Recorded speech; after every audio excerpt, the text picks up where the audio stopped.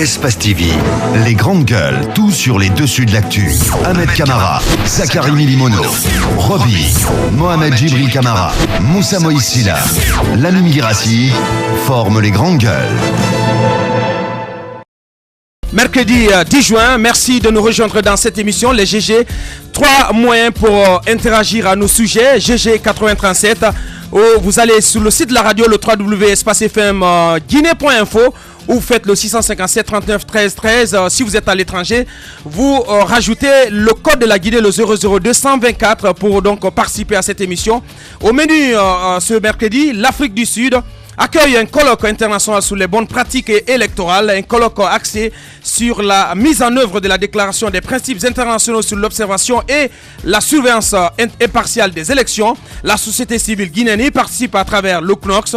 Son président y est comme seul délégué représentant toute l'Afrique francophone. Quelle retombée à attendre de ce colloque sur l'organisation et l'observation des élections à venir en République de Guinée? Dr Dansa Kourouma, il est donc président du CNOX. Il va réagir depuis Johannesburg et puis vers une réouverture très prochaine de la mosquée sénégalaise au terme d'une réunion hier à Koléa qui a regroupé les parties guinéennes et sénégalaises en présence des autorités guinéennes religieuses plutôt. Un certain nombre de principes déjà consignés dans le protocole d'accord de 2014 ont été réaffirmés et revient désormais aux autorités religieuses d'arrondir les angles en vue d'une réouverture rapide de cette mosquée. La voie vers donc cette réouverture est-elle totalement dégagée? Toutes les questions sont-elles réglées? Nous allons voir monsieur Doudou Bangoua, ressortissant sénégalais, donc qui va intervenir dans cette émission. Et puis cette note de culture, après 23 années d'absence, le super Kolima Diaz de l'abbé signe son grand retour sur scène et soirée gala prévue à cette occasion dans un complexe hôtelier de l'abbé ce vendredi 12 juin. Un événement Rêve Média en collaboration avec Radio Espace. Oumar Bari, initiateur et porteur de ce projet, il sera dans la deuxième partie de cette émission pour nous en dire plus. Merci de rejoindre l'équipe. Ahmed Kamara, bonjour. Bonjour Abakar. Moussa Moïse, bonjour. Bonjour. Bonjour Tamba. Bonjour Abakar. Bonjour Roby. Bonjour. Bonjour Mohamed Gibril. Bonjour. Bienvenue à tous. Et salubrité, les populations de Conakry, les pieds dans les ordures. Les pieds dans les ordures. Hier, l'orage nous a parfaitement démontré combien de fois Conakry est, je vais pas dire la ville la plus sale, mais franchement, hier c'était énorme tout ce qui se passait dans la rue avec cette grosse pluie qui s'est abattue sur notre ville hier. Ouais. Il fallait pas voir les routes. Encore sortez, vous constaterez vous-même combien de fois Conakry, on a l'impression que nous sommes installés sur une grosse poubelle, une poubelle géante. J'aimerais bien poser la question, à quoi ça sert un gouverneur de la ville? À quoi ça sert les conseils communaux qui ne font rien que de la politique? Alors qu'il y a d'autres choses à faire, il y a matière à réfléchir. Mais c'est un échec lamentable, Roby. Il est en train de faire le doigt, je sais que ça me fait mal quand tu parles de là, mais c'est la réalité, c'est son rôle. Non mais pourquoi ça devrait lui faire mal? C'est une réalité, ça crève les yeux. Conakry est totalement, ça ploie totalement sous le poids des ordures. C'est une ville puante. C'est une ville complètement sale, les caniveaux sont bouchés.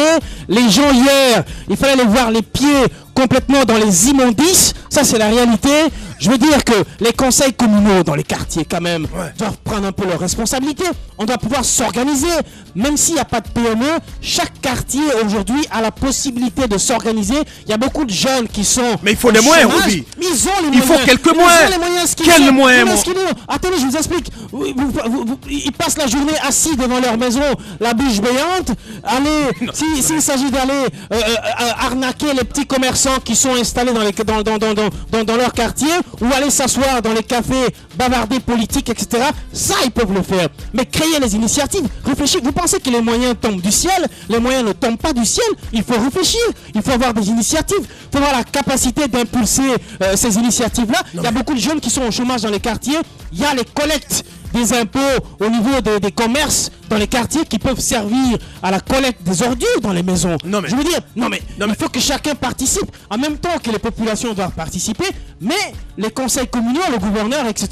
doivent être à même de promouvoir des initiatives locales dans les quartiers, secteur par secteur, pour que les ordures soient ramassées. Non mais je ne comprends pas trop, Roby, quand vous en prenez au chef des quartiers ce matin, la question de l'assainissement, de la salubrité de la ville revient d'abord au premier chef, au gouverneur de la ville de Conakry. Oui, mais s'il ne fait pas... N'allez pas vous en prendre au pauvre chef de quartier, mon cher Roby. Si le gouverneur a démissionné de son rôle et que lui, il pense que le seul manteau qu'il a, c'est de faire la propagande ou de faire la promotion du président de la République à travers la ville de Conakry, je me dis, s'il a fait, lui, il est dans son 4x4. Lui, certainement, chez lui, il a ses bornes et ses balayeurs, il s'en fout que la vie soit sale. Mais nous marchons dans ces bouts, nous marchons dans cette puanteur-là, nous traînons les pieds dans ces immondices. C'est à nous de créer les initiatives.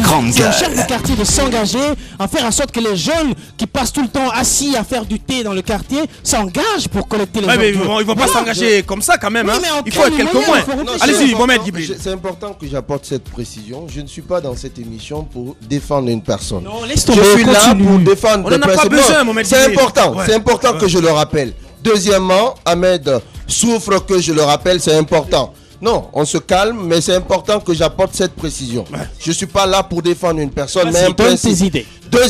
Deuxièmement, je pense qu'il faut avoir l'œil de Caïn pour voir les choses en profondeur et éviter de faire des analyses superficielles. On parle des ordures qui sont déversées sous la route suite à des pluies torrentielles. On sait comment ça se passe. Les caniveaux, et je pense que les caniveaux ne relèvent pas du gouvernorat de la ville de Conakry. Le nettoyage, le curage des caniveaux relève du ministère des Transports. On en a suffisamment parlé ici. Des travaux publics ou des transports? Des travaux publics. Il y a également des facteurs conjugués qui peuvent expliquer que les ordures se retrouvent sur la route. Quels sont ces facteurs? Après par exemple, la manière avec laquelle on fait les routes. Si les routes ne sont pas faites de manière à ce que les eaux de ruissellement puissent circuler, puissent être drainées vers la mer, il va de soi effectivement, avec ce qui se passe la nuit, des populations qui sortent la nuit et qui jettent les ordures dans les caniveaux et qui entraînent... Mais pourquoi ils le font? Pourquoi ils le font? Mais qui, pour mettre fin à ce comportement, à cet incivisme prononcé, assez prononcé? Oui, mais écoutez, la question des ordures... Ce ne sont pas les autorités? Non, ce sont les autorités, bien mais évidemment. J'aime souvent le dire. Mais si ces autorités ont démissionné, mon gars. Lorsqu'il y a un problème, la responsabilité des autorités est systématique. Mais n'allons pas vite en besoin. Regardez. À chaque fois, oui, il faut telle personne, il faut telle personne. Il faut être à la place de non, mais Mohamed Djibril, pour agir. Souffre qu'on te dise que c'est quand même regardez, la responsabilité première dans cette question, en cette matière, c'est d'abord le gouverneur de la ville de Conakry. Non, mais je vais vous dire. Mon problème, ce n'est pas le gouverneur de la ville de Conakry. C'est qui? Mon problème, ce sont les principes. Est-ce qu'il faut s'en prendre systématiquement à des gens qui ne sont pas responsables de comportements parfois indélicats? Est-ce que ce sont les autorités qui jettent parfois les ordures dans les caniveaux la nuit? Et qu'est-ce que vous faites d'état d'immondice? Non, je dis que les responsabilités sont partagées. Elles sont tant au niveau des autorités, mais aussi au niveau des citoyens qui font preuve d'une certaine indélicatesse sur la question de l'assainissement. Merci Mohamed Djibril. Allez-y, Tamba. Je pense que le discours de Djibril ne manque pas de pertinence. Il faut quand même reconnaître un certain nombre d'éléments qui sont justes dans sa façon de voir les choses. Mais moi, j'ai pas dit le contraire. Je voudrais plutôt rebondir par rapport à ce que Abakar disait. Il faut sortir du cri du moyen. On continue toujours à dire, est-ce qu'il y a des moyens? Combien de milliards de nos francs ont été donnés à ce gouvernorat? Combien de milliards de nos francs ont été donnés à ces départements pour que Conakry soit propre? Mais la problématique reste entière. Conakry est sale, la question c'est comment y parvenir. Et je pense qu'il faut pointer l'échec global de toute la politique d'assainissement, en tout cas initiée par ce gouvernement. On parle de politique. On a tenté l'expérience des IC Transport, si je me trompe. Il y a eu d'autres sociétés qui ont été recrutées, mais tout cela aujourd'hui a fini en eau de boudin, mon cher. Abakar, à mon avis, mon problème est moins une question, en tout cas sur les eaux de ruissellement qui entraînent des amas d'ordures sur la chaussée. Le problème est moins un problème de politique qu'un problème d'infrastructure. Mais je vais y venir tout à l'heure. Mais ce qui fait mal, c'est qu'il faut d'abord une volonté politique. On a vu que même le ramassage d'ordures, même les questions de salubrité à Conakry sont devenues politiques. On a vu le gouverneur de la ville de Conakry qui demandait à tous les citoyens de la ville de Conakry de ne pas prendre d'initiative de nettoyage tant que lui, il ne leur en avait pas donné la permission. À la suite de l'action menée par Madame Seloudalen Diallo. Ce qu'il nous demandait à l'époque, je l'ai dit, ce qu'il nous demande, monsieur le gouverneur, c'est de lui demander à nous, de lui demander à lui d'être civique. Mais la question, comme je parlais d'infrastructure tout à l'heure, de l'eau qui coule et qui entraîne des ordures, certes, il y a cet incivisme qu'il faut pointer du doigt des populations, mais ça relance encore la problématique de l'aménagement et de l'urbanisation de la ville de Conakry. Et qu'est-ce qui est fait? Est-ce qu'on a même un égout sérieux qui puisse drainer des ordures et les eaux de ruissellement? Il n'y en a pas. À mon avis, c'est le lieu de repenser cette question d'urbanisation et même d'envisager éventuellement une autre capitale, parce que Conakry, telle qu'elle est urbanisée aujourd'hui, c'est difficile. Pour moi, c'est utopique de rêver de voir une ville et une capitale qui puisse répondre aux normes internationales. Pensez à une autre capitale. Je suis parfaitement d'accord avec Tamba. Je pense que la question mérite d'être beaucoup analysée. Il faut aujourd'hui penser quand même à une autre capitale que Conakry, c'est-à-dire créer une capitale comme d'autres l'ont fait. Je pense que ça peut être un rêve, mais un rêve qui peut se réaliser parce que d'autres l'ont fait. Alors, mais là où je ne suis pas d'accord avec Tamba, il parle d'incivisme. L'incivisme tire son origine d'où? C'est du manque de responsabilité. Et ce manque de responsabilité, s'il vous plaît. Non, Mohamed Djibril, attention. Vous avez l'habitude de dire dans cette émission que l'exemple vient d'en haut et l'imitation d'en bas. Mais si au sommet de l'État... Laissez Ahmed continuer, on va y aller avec les arguments. Je rappelle. Je dis bien tout simplement que l'incivisme tire son origine d'où? C'est au manque de caractère de la part des autorités. Et ce manque de caractère, on ne peut l'obliger que si on a mis les conditions ou on a mis les moyens à la disposition des populations. Moi qui vous parle, j'ai pas de PME dans mon quartier, j'ai pas un endroit où jeter les ordures. Voulez-vous que je jette mes ordures où? Mais je vais les jeter dans le caniveau qui se trouve juste en face de moi. Non, écoutez, je ne le cache pas, je le dirai, et parce que c'est ça la... Mais attendez, mais vous pouvez me laisser... irresponsable. Vous pouvez me laisser continuer? Allez-y. Vous pouvez me laisser continuer? Allez-y, Ahmed. Voilà, je continue alors. Ouais. Quand vous prenez la parole, analysez comme vous voulez. J'analyse. Non, comme il va nous dire où est-ce qu'il jette les... Moi, je vous dirai. Moi, je vous dis. Il n'y a pas de problème. Allez-y, Ahmed. J'ai pas de PME dans mon quartier. Ouais. Comment vous faites? J'ai pas un endroit où jeter les ordures. Il y a un grand Il n'y a pas de poubelle dans ton quartier? Il y en a Les grandes gueules. Ça n'existe pas. Je ne vois, ça n'existe pas. Non, mais je pose une question. Alors finalement, qu'est-ce qui se passe? Alors finalement, qu'est-ce qui se passe? C'est qu'il y a un grand caniveau qui est là. Il est vraiment grand. Et prêt à tout recevoir. Prêt à tout recevoir. C'est comme ça qu'on déverse tout ce qui est ordure là-dedans pendant l'année. Et pendant la saison des pluies, ben voilà, l'eau de ruissellement vient balayer tout et amène à la mer. Vous pensez que c'est normal? Non, ce n'est pas normal. Mais comment vous avez fait un tour? Vous avez fait un tour au rond-point de la tannerie ce matin? Non, j'ai pas passé par là-bas. Mais comment voulez-vous que les populations agissent face à de telles situations? Vous avez un véhicule. Si vous voulez, vous pouvez peut-être mettre vos ordures là-dedans et aller jeter peut-être dans une poubelle à côté. Et ceux qui n'ont pas de véhicule, quelqu'un qui cherche à manger, c'est un mototaxi ou un taxi qui va emprunter pour mettre ses ordures là-dedans pour aller jeter. Arrêtez, mon frère. Allez-y, Moussa Moïse. Ce que je veux dire, c'est que le constat... D'abord, dites-nous où est-ce que vous jetez vos ordures? Écoutez, dans sa voiture. Moi, ma voiture n'est pas une poubelle. Ce que je souhaite vous dire, c'est qu'il y a quand même dans certains quartiers des coopératives qui travaillent. Vous comprenez? Dans certains quartiers? Non, s'il vous plaît, je dis, il y a dans certains quartiers... Lesquels? Vous pouvez nous en citer un? Oui, mais parce qu'à la Kamene, par exemple, ça existe. Chez moi, il y en a. Et également chez nous.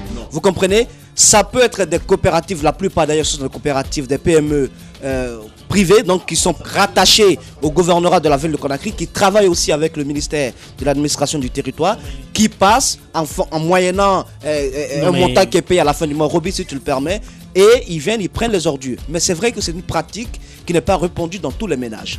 Mais ce qu'il faut retenir, la saison des pluies à Conakry, c'est l'occasion rêvée pour beaucoup de ménages. C'est ce qu'il faut d'abord flétrir, à mon avis. Le comportement des ménages qui ne savent pas quoi faire des ordures.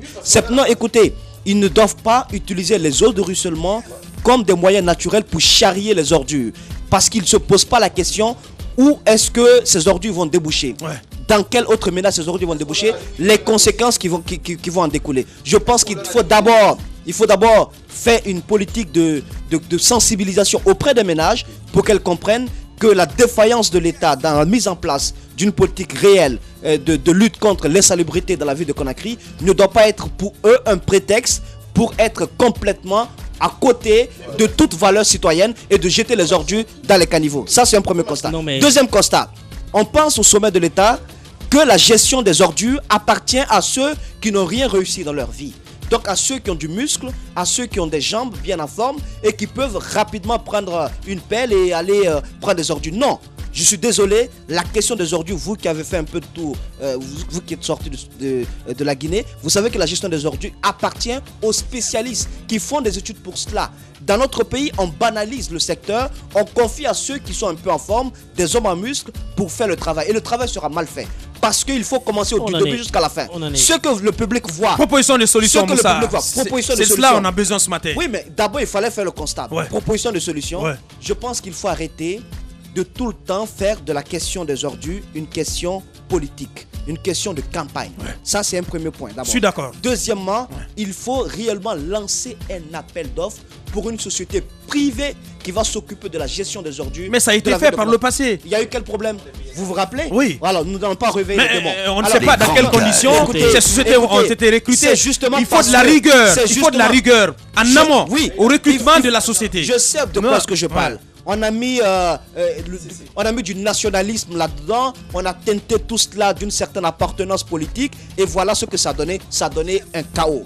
Alors moi je pense qu'il faut un véritable appel d'offres pour une société qui a fait ses preuves ailleurs et qui peut également travailler. Je suis d'accord qu'on associe les Guinéens à chaque fois qu'on a sur place une entreprise ayant une certaine expertise. Je suis d'accord qu'on associe les Guinéens. Mais il faut d'abord que l'exemple vienne d'une société Moussa, qui a vous vous rappelez, il y avait la perspective d'une société marocaine. Exactement. Mais c'était Oxygène, je me rappelle, qui devait venir pour... Exactement, qui a fait ses preuves du côté du Maroc. Mais ensuite, il faut partir de la base. La collecte des ordures, le transport des ordures et le traitement des ordures. Ouais. Ce que le public voit, c'est juste la collecte. Ouais. Mais le pire, c'est le traitement. Parce que où est-ce qu'on garde tout ça? Ça ne disparaît pas par enchantement. On a deux grandes décharges, celle de la minière et celle de... Ce ne sont pas des décharges. Ce sont des moyens... Mais des décharges sauvages. Ce sont des moyens pour tuer le peuple à petit feu. Ceux qui habitent aux alentours. Faites un petit test, mettez en place une petite organisation, allez contrôler les poumons, si je peux le dire ainsi, des populations qui logent aux alentours de ces montagnes d'ordures. Vous verrez que beaucoup d'entre ces personnes ont des problèmes de respiration. Ouais. C'est assez grave. Je pense qu'il faut que l'État prenne la problématique dans toute sa globalité. Merci Moussa Moïse. Allez-y, Tamba. Je vais vous dire une chose. Ouais. Je vais vous dire une chose. Ça va peut-être étonner les gens, mais le Guinéen est très mauvais. Parce que tout ce dont nous sommes en train de parler, est connu. Moi, par exemple, j'ai eu un document de projet. Un document de projet ici entre les mains, c'était une proposition à l'époque qui avait été soumise aux autorités en place ici à Conakry. Un document qui partait de la collecte au traitement des ordures, faite par une entreprise de la place qui promettait effectivement de pouvoir nettoyer la ville de Conakry. On a trop vu ça, Tamba. On en a vu, mais est-ce qu'on a une seule fois donné de la chance? Écoute, Abakar, est-ce qu'on a une seule fois... Il faut importer une société étrangère. Mais laisse-moi parler. Est-ce qu'on a une seule fois donné de la chance? Je suis pas d'accord. Écoutez, est-ce qu'on a donné une seule fois de la chance à une entreprise de pouvoir réaliser ce qu'elle dit qu'elle peut réaliser? Mais c'est là le problème que nous avons. Fait ici dans je vais vous dire une chose. Il y a quelque chose de très important. Ailleurs, les autres sont à balayer les chaussées. Vous comprenez un peu où nous en sommes? On balaye pas, il lave la chaussée. Et chez nous, on est encore à réfléchir à comment ramasser. Franchement, c'est décevant. Nous avons des politiciens qui se promènent. Nous avons des responsables qui se promènent. Ils savent que ça existe comme ça ailleurs. Ils savent ce qu'il faut faire. Simplement, ils ont choisi de fermer. Et eux-mêmes, ils patauchent. Ils ont choisi de fermer. Ils sont dans les leurs véhicules passent où? Ils sont dans les 4. La question. Mais ça passe par là. Mais oui, mais c'est pas. Quand ton véhicule passe là-bas, il peut s'arrêter. C'est pas avec les pieds. Parce qu'on nous apprend qu'à Simbaya, le secteur de Simbaya, c'est inaccessible ce matin pour cause d'ordures. C'est pas avec les pieds. Allez-y voir le pont de Korbaya, le pont qui est entre Korbaya et Lombagny. Hier, c'était pratiquement pas possible d'y passer. Mais la question des ordures. Ça coûte cher, la question des ordures. On me parle de PME, etc. Ça ne se ramasse plus avec des pelles et des charrettes, avec des hommes qui les poussent dans les autres pays. Ça ne se fait plus. Aujourd'hui, quelle est la société qui est capable de me dire qu'elle a les moyens les moyens d'importer? Non seulement on nous amène 2-3 camions bennes offerts par Rio Tinto, etc. C'est très bien, mais on est allé au-delà de ça. C'est tout un processus. Il faut des poubelles dans la maison. Après les poubelles dans la maison, il faut une poubelle dans la cour. Après la poubelle dans la cour, il faut un tas de poubelles dehors. Dans les quartiers. Tout ça dans les autres pays, c'est organisé. Ce ne sont plus les mêmes. C'est le gouverneur qui va venir mettre une poubelle dans votre chambre. Écoutez, ça c'est du civisme. Je suis d'accord. Laissez-moi aller jusqu'au bout de ma logique. Mais j'imagine que vous avez des poubelles dans votre cour. Mais les poubelles, quand même, Roby. Mais attendez, les poubelles dans la maison revient à la responsabilité du citoyen qui a normalement la légitime autorisation de mettre la poubelle chez lui dans la maison et dans la cour. Mais à l'extérieur, c'est quand même les autorités qui la responsabilité de l'État de mettre des grandes poubelles, des poubelles à dimension maximum. Et d'ailleurs, dans les autres pays, on ne mélange même plus les ordures. On n'est même plus en train de parler on ne mélange plus les ordures.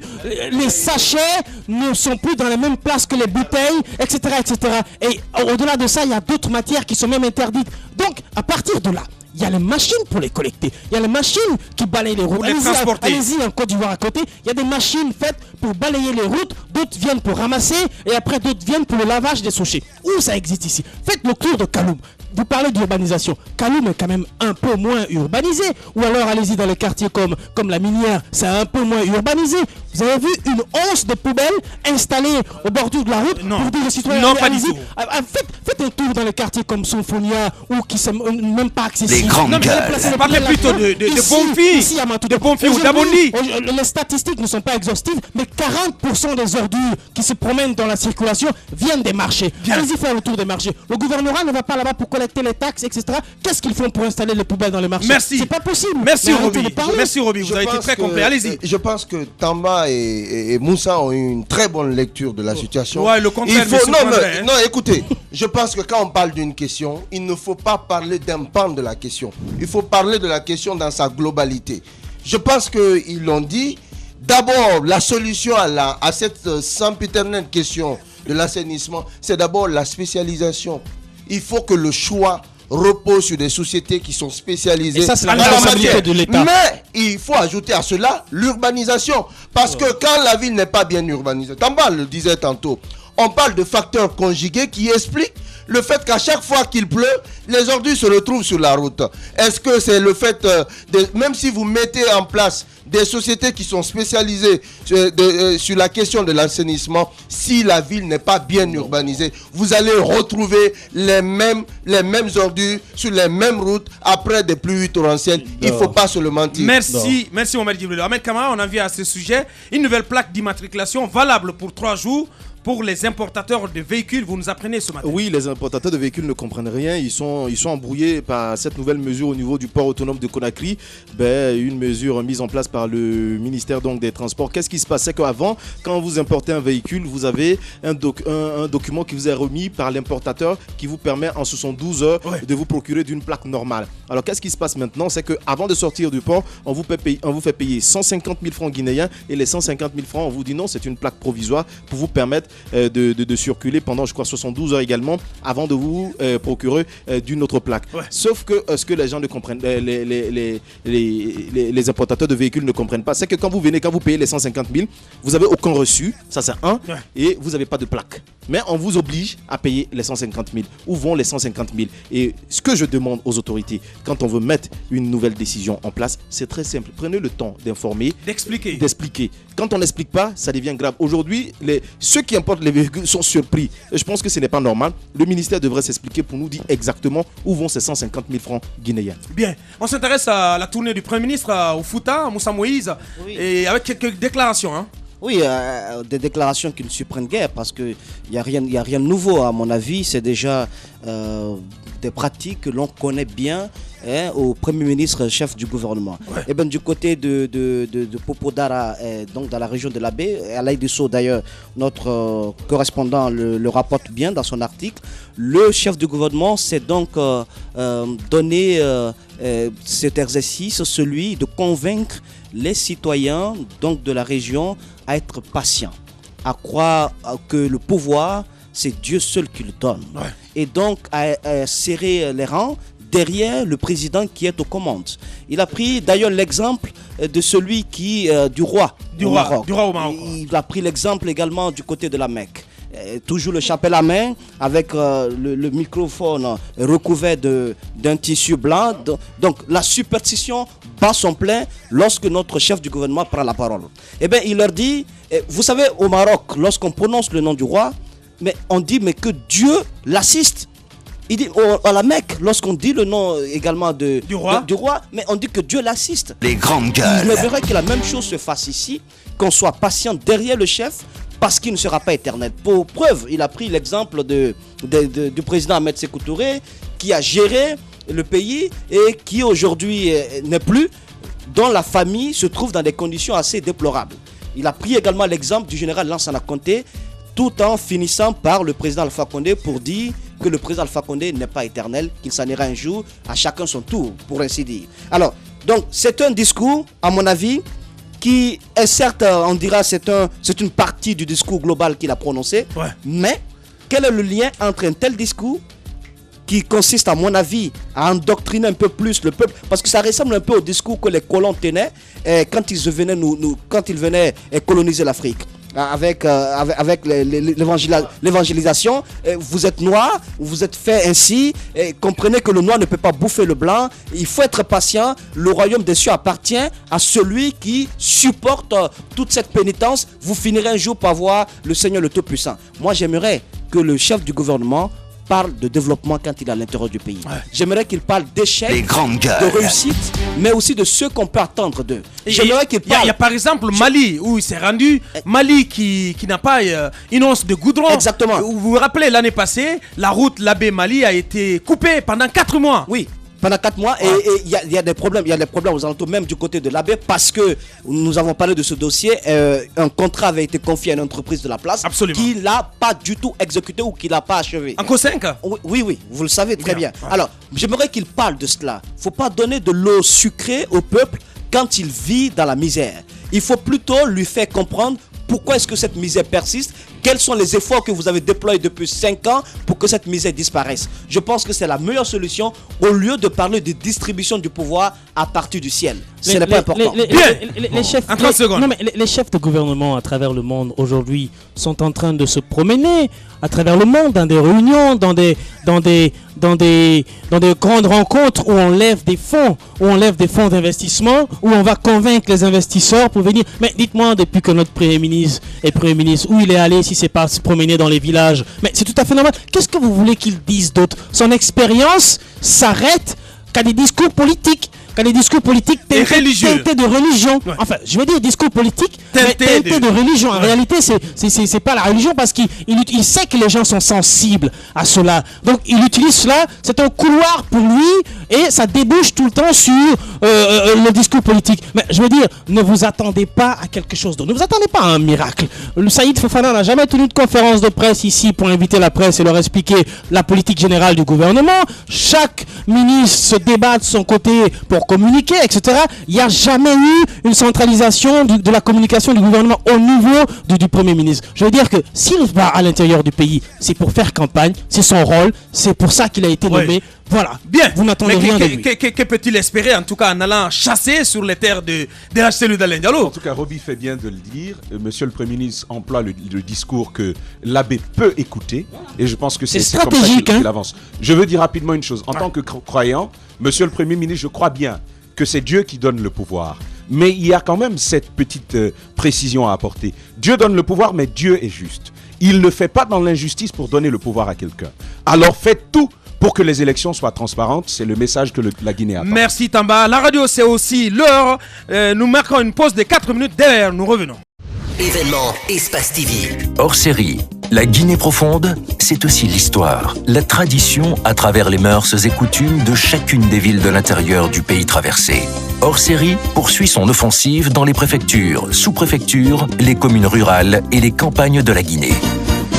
Suivez le 21 juin l'étape de Nzerekore. Découvrez la ville de Zalikwele comme vous ne l'avez jamais imaginé ce 21 juin à 20h50 sur Espace TV. Ils voulaient sortir du plateau, prendre l'air, tâter le terrain. Ils ne vont pas être déçus. Antoine Kourouma, Bassekou, Amadou Ribari partent à la rencontre d'hommes et de femmes ordinaires au métier extraordinaire.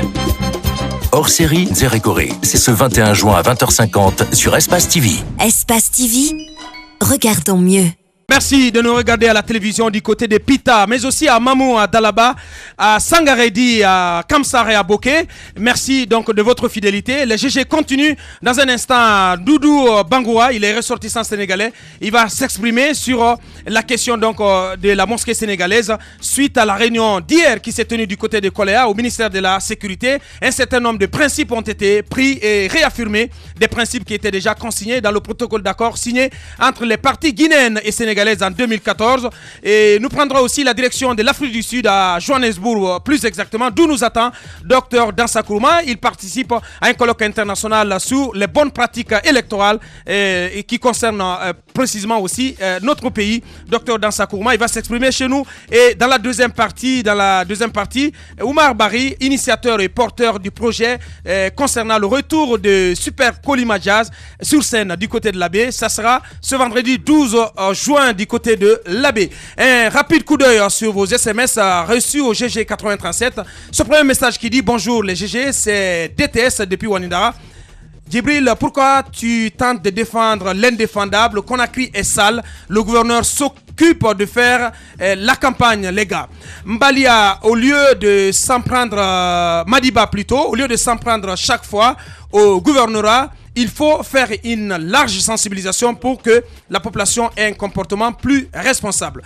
Mara Fasseli qui nous écrit ce matin. Bonjour les amis. Le département de l'environnement a complètement démissionné aussi. Le ministre et ses cadres ne s'occupent que de l'exploitation. Le message n'est pas venu au complet. Salut les GG, je vous informe qu'il y a quelqu'un qui a été emporté par la pluie hier du côté de Symphonia. Le cadavre est dans les fossés entassés d'ordures. Roby, au lieu de bavarder, qu'est-ce que tu fais en tant que citoyen pour que la capitale soit propre? C'est Ikoné qui le dit simplement. Nous allons partir avec ce premier sujet, Moussa Moïse.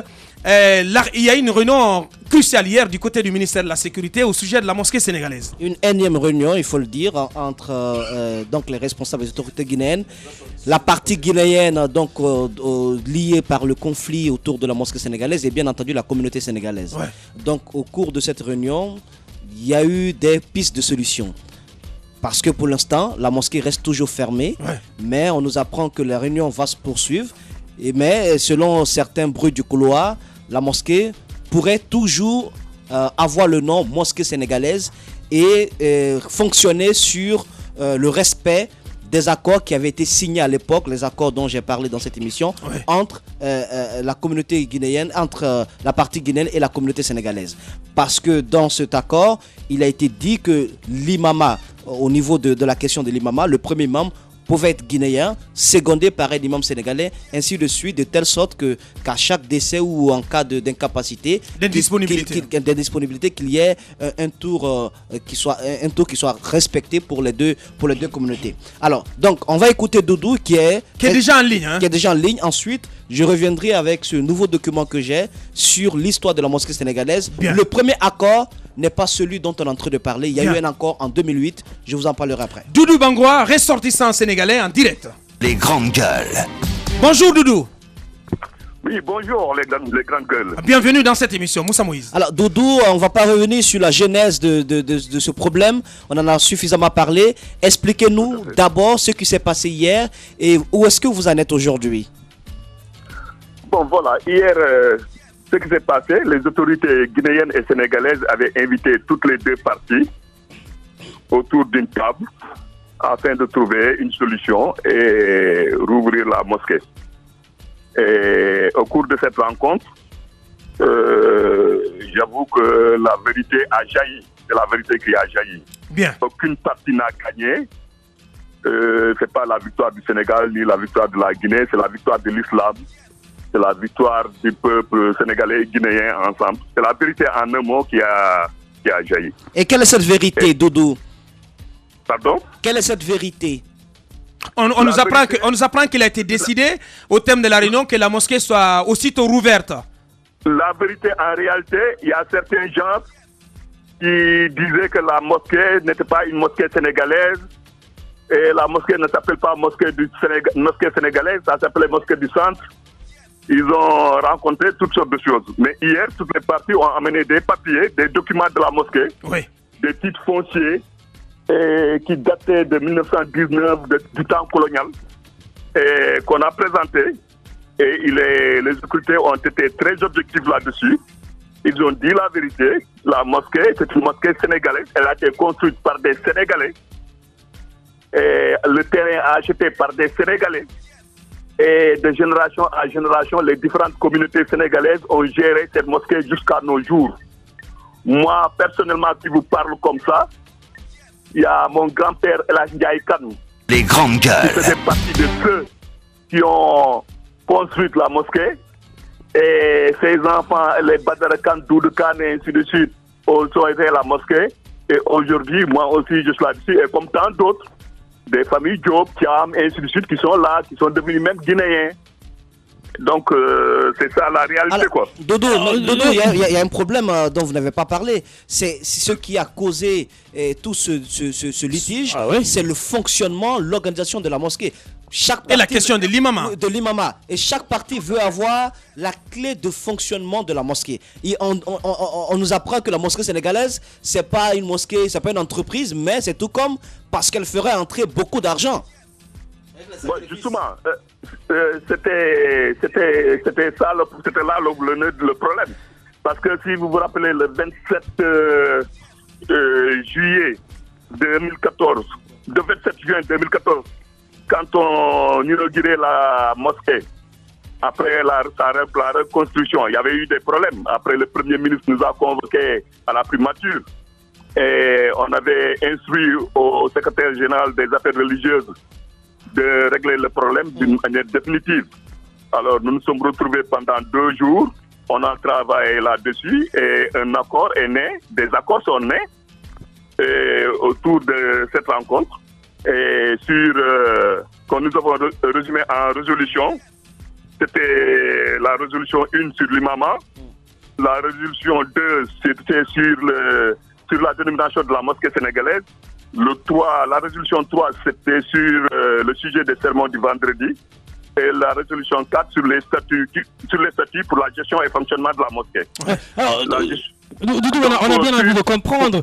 Vous avez cité... Pour la résolution 1 sur l'imama, oui, on avait... Justement sur la question de l'imama, qu'est-ce qui a été dit? C'est ce qu'on a envie de savoir. Et autre chose, et ce qui intéresse la communauté quand même musulmane, que nous sommes exactement à une semaine du mois saint de Ramadan.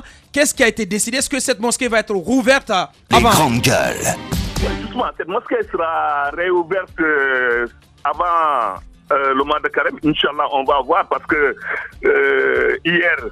Les ministres qui étaient là-bas, le ministre de la Défense, le ministre de la Sécurité et le ministre Thiam, conseiller à la présidence et l'ambassade du Sénégal, qui avaient dirigé les débats avec certaines autorités qui étaient au cadre de l'administration guinéenne, on avait recommandé à la Ligue islamique que tout se trouvait dans ce rapport, que nous avons demandé un rapport mixte, de la commission mixte, chargé de statuer sur les différends autour de la mosquée. Donc, sur l'imama et tout, de reprendre que tout était là-dedans, d'aller et d'appliquer ces accords que nous avions arrêtés avec eux. Alors, et ces accords sur la question de l'imama disaient ceci: le premier imam guinéen, deuxième imam sénégalais, troisième imam guinéen, quatrième sénégalais, ainsi de suite jusqu'à 5 ainsi de suite, Et ainsi de suite, pour que chaque fois qu'il y ait une alternance à la tête de l'imama entre les deux peuples, quoi. Bien. Alors, Doudou, on a bien envie de comprendre. Vous avez... Attendez, allez-y au bout, Monsieur Bangoua. Les autorités de la Ligue islamique, à un certain moment, ils nous ont amené un papier nommant un imam, en disant que cet imam qui doit venir, ils vont le nommer par intérim en remplacement de l'imam Djadi, qui était le premier imam et qui était malade, qui n'était pas là. Alors qui est cet imam? Le premier imam, c'était... Non, cet imam qui va être nommé par intérim. c'est l'imam Youssouf Kamara, qui ne faisait pas partie des 5 imams qui ont été désignés sur la classification des imams. Oui, est-ce que ce principe est accordé et accepté du côté sénégalais, la nomination par intérim de l'imam Issoufa, et qui ne faisait pas partie de toutes les façons du collège des imams? Ouais. La communauté sénégalaise a refusé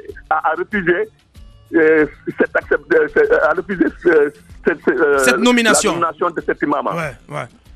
Alors, nous, on a dit de suivre, la classification a été faite. Et le premier imam, s'il est malade ou bien en cas d'incapacité, c'est le second qui vient, qui monte. C'est tout à fait naturel. En clair. Attendez, Roby, on va bien creuser la partie. Attendez, ça veut dire que, étant donné que l'imam Djabi, qui est guinéen, qui est malade, donc il revient à un Sénégalais, en tout cas, de diriger les prières. C'est ce que vous voulez nous faire comprendre. Tout à fait, c'est exactement cela. C'est là le nœud de la question, Roby.